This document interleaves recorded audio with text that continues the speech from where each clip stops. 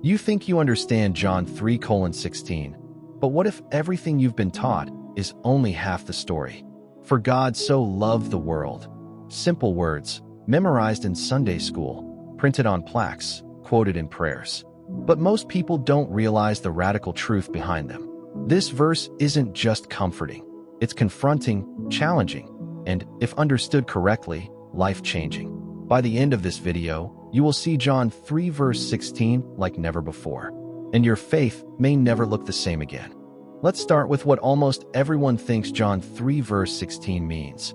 God loves the world, and if you believe, you will be saved. Simple, clear, comforting. But is it the full truth? Many Christians stop here. They read it passively. They don't ask, what did world mean to John? What did believe mean to the first century audience? Today, we'll take this verse apart line by line, word by word, and see what's hiding in plain sight. Imagine, for a moment, a child memorizing the verse in Sunday school, reciting it perfectly, but not realizing that behind those words lies a radical challenge, a call to action that most modern readers completely miss. John 3:16 wasn't written in a vacuum.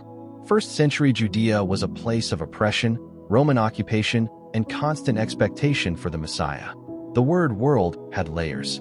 To the people of that time, it could mean the fallen society, humanity in rebellion, or the structured system opposed to God.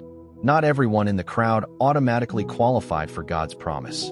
It was about the heart, the choice, the response. Let's take a slow walk through the dusty streets of Jerusalem. Imagine the merchants, the Roman soldiers, the whispers of the temple priests. This is the world John is writing to. Every word has weight. Now let's get technical. In the original Greek, the word world is cosmos, kappa sigma omicron. Unlike the English translation, cosmos can mean the created order, humanity in rebellion, or even the structures of society opposed to God. This changes everything. Suddenly, John 3:16 isn't a passive comfort verse. It's a radical intervention into a broken world.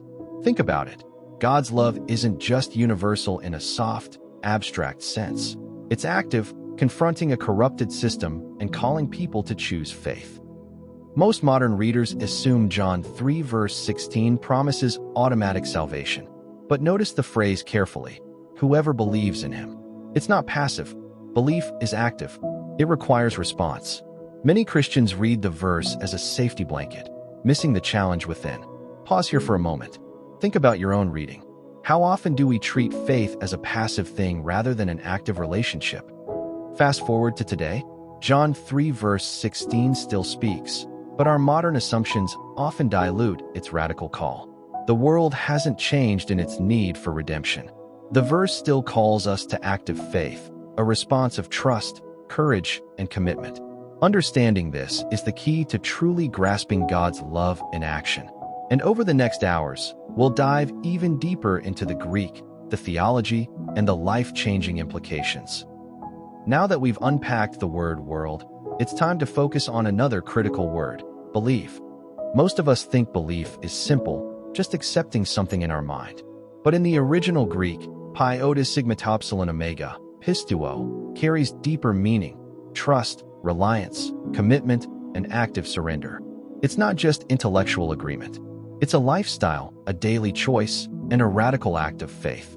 Many Christians read John 3:16 and stop at mental belief, missing the life-transforming commitment God intended. Here's a common stumbling block: faith versus works. Some say John 3:16 promises salvation without any action. Others insist you must earn it through works.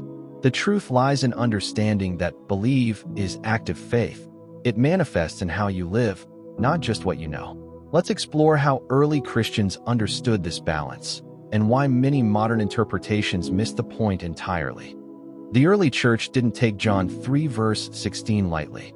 Church fathers like Augustine, Origen, and Chrysostom analyzed every word, understanding the radical nature of God's love and the necessity of active belief.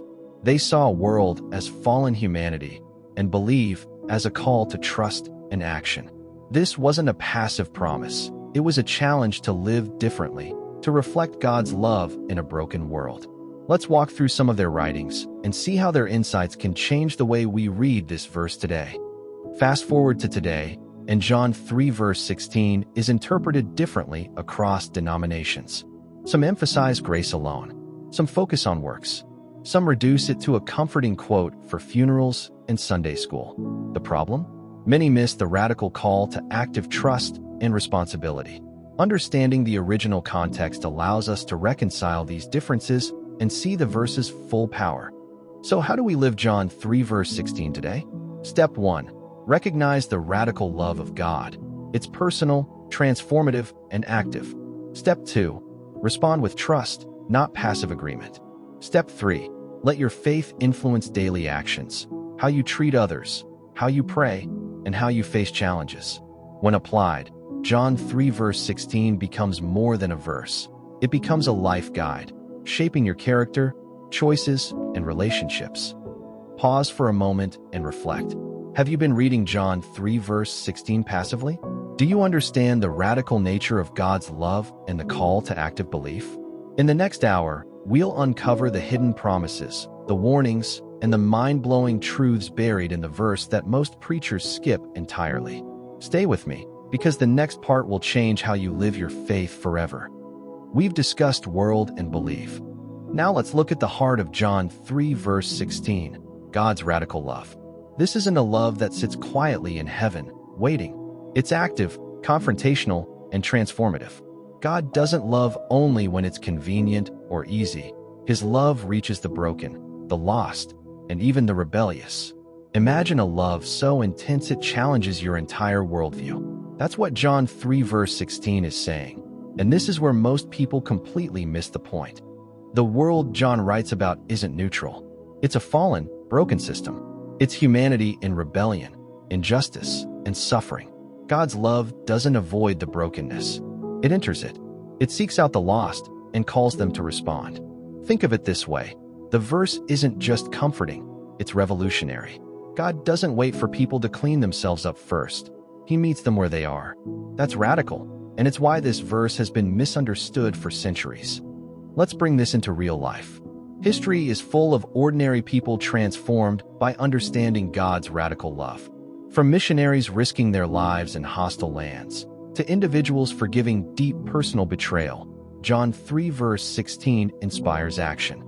These are not just stories, they are evidence of living faith, showing how understanding the verse changes lives beyond mere words. John 3 verse 16 doesn't exist in isolation. It ties into the broader biblical narrative. Romans 5 verse 8 shows love at great cost. 1 John 4 verse 9 emphasizes God's love made visible. Matthew 5 verse 44 calls us to love enemies. Taken together, John 3 verse 16 becomes even more radical. It's not just about belief, it's about embodying God's love in a rebellious world. Many read John 3 verse 16 and stop at comfort, ignoring challenge.